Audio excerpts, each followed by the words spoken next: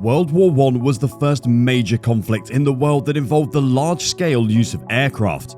Airplanes were just coming into military use at the outset of the war, and most airplanes at the time functioned without advanced computerized systems like radar technology. But pilots were able to fly airplanes effectively, just as much as we can also fly airplanes with advanced computerized systems today. Hang on, as we explore just how pilots before World War II flew airplanes without the advanced computerized flight systems that we have today in this intriguing video on your favorite history channel. But before we get into details, make sure to give this video a like, hit the subscribe button and turn on your notification bells. Do leave us a comment as well, as we'd love to read your opinion on this highly enthralling subject. Now, let's dive in. During the 1930s, the United States Army Air Corps conducted basic flying training at Randolph and Brooks Fields in Texas. In 1940, the US Army Air Corps started the expansion of pilot and flight training and began offering basic flight instruction in additional fields. By 1944, there were over 31 fields established for basic training purposes. Initially, advanced training began at Kelly and Brooks Fields. However, when the program expanded and divided into single and double engine instruction, other training fields across the US began to spring up. Before World War II began, flight training lasted for 9 months, which was split into 3 phases: 3 months of primary, 3 months of basic, and 3 months of advanced training. Each pilot had 56 flying hours of primary training and 75 flying hours of both basic and advanced training. However, when the war started, each of the training phases was reduced to 9 weeks.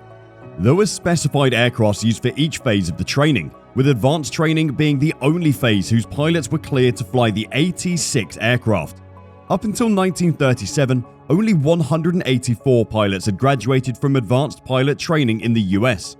However, due to the resurgent German military expansion and aggressive Japanese military operations, especially in 1939, the United States Army and Air Corps recruited lots of young Americans and graduated over 4,500 between 1939 and 1941, a graduation record which remains till today. But this number was still not enough, and as such, the US Air Army Corps contracted the best civilian flying schools in the country to begin training pilots, and when France was invaded by Germany in 1940, the US Air Corps increased the number of pilots to be trained from 4,500 to 7,000 per year. At the end of World War II, the Army Air Force Training Command had graduated over 250,000 pilots from its schools. All through World War I, aircrafts were primarily used for reconnaissance purposes and were largely used to conduct military observation on regions to locate an enemy or ascertain features of landscape for strategic military planning to gain an advantage. Aircraft were the only means of gathering information beyond enemy trenches, so they were crucial for discovering where camps were based and concentrated. These aircraft at the time were not fitted with radio sets or radio technology, but messages about enemy troops needed to be communicated effectively and immediately. So, pilots could either drop messages in weighted bags or use message streamers to drop message to forces on the ground. As trench systems developed and became more complex, it became harder for pilots to accurately record and assess. Aerial reconnaissance was a dangerous job at the time, and taking photos of enemy positions required the pilot to fly straight and level, so that the observer could take a series of overlapping images, and this made the pilots easy targets for the enemy. Aerial darts were used by both sides to attack infantry and cavalry formations on the ground, but this was highly ineffective because the body of the aircraft made it difficult to fire any weapons. Soon, countries developed tactics to try and shoot down enemy aircraft and protect their own. By 1915, forward-firing machine guns were fitted to aircraft to protect the pilots and engage enemy troops, and the invention of an interrupter mechanism made it easier for pilots to inflict more damage, as it allowed machine guns fitted on airplane to fire through moving propeller blades. From 1916 to 1917, aerial warfare developed from solo fighting to more advanced battle formations of aircraft and patrols. Patrol leaders would often position themselves above the enemy before attacking, and at this point, formations would break up into individual fights. In the 1920s, most recruits had only a few hours of training before being sent on active missions due to increasing demands and the need for pilots. As a result, the duration of training was minimized and their instruction needed to be simple and easy to understand. This short training led to heavy losses because inexperienced pilots lost to more experienced ones. Across the 1920s, aircraft became more sophisticated and air combat developed as well. Aircraft increasingly became more challenging to fly as stability was replaced by maneuverability. Designed for the Second World War, the Spitfire was a highly maneuverable airplane that was fast and incredibly agile.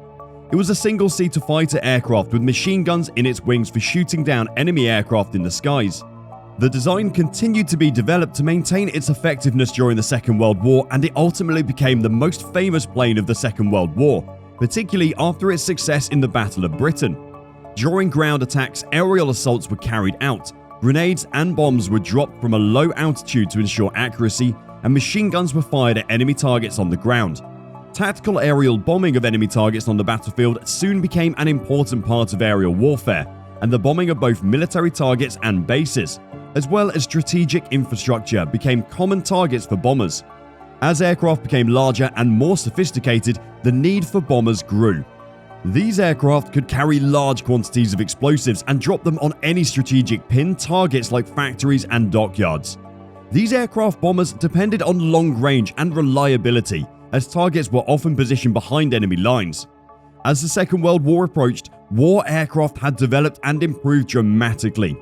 Air raids by airplanes had become so popular during the Second World War and essentially brought the realities of war to the home front, because territories could be attacked on the home front through aerial navigation and technology, and the borders that existed between conflicting nations. Distance posed no threats whatsoever, and countries could launch attacks irrespective of distance. This became a common threat to both civilian and industrial areas. Early British defences were inadequate against German attacks, and many raiders returned home untouched. The B-29 Super Fortress was the largest Allied bomber of the Second World War. It had pressurised crew compartments, which meant that crews no longer had to endure extremely cold temperatures on long-range bombing missions. The Super Fortress dropped the atomic bombs on the Japanese cities of Hiroshima and Nagasaki on the 9th of August 1945. The German V-2 rocket was the world's first long-range ballistic missile, which is armed with over a ton of warheads, considered to be devastating when detonated. Between 1944 and 1945, 1,115 V-2s landed in the UK.